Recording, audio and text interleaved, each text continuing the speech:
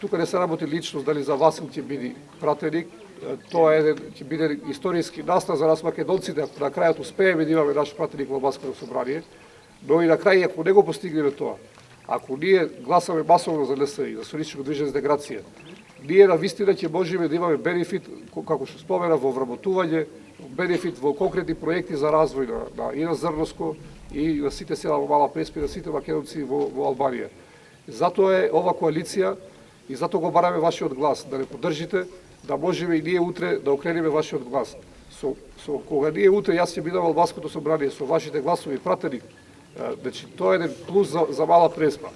Јас ќе можам да лобирам директно во Албанското собрание, во албанските министерства, за што повеќе проекти да се одобрат за Мала Преспа, бидејќи јас од тука потекнувам. И јас нормално ќе ги штитам интересите на македонците во Албанија во Албанското собрание. Нормално и на сите граѓани во округот на Корча, бидејќи ние како партија сме европски настроени, сме лојални граѓани, и ние како партија се застапуваме за европска интеграција на Албанија, за развој на државата, развој на демократијата, но тоа што го бараме, сакаме од ова држава и нас да не признава како сите други граѓани да бидеме равноправни заедно со албанците.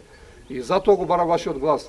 Дајте го гласот за Социјалистичко движење за интеграција, дајте го гласот за утре јас да бидам вашиот глас во Албанското собрание.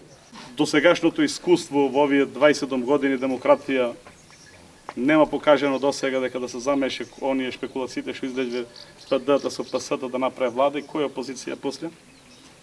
Значи, без ЛСИ нема да има влада.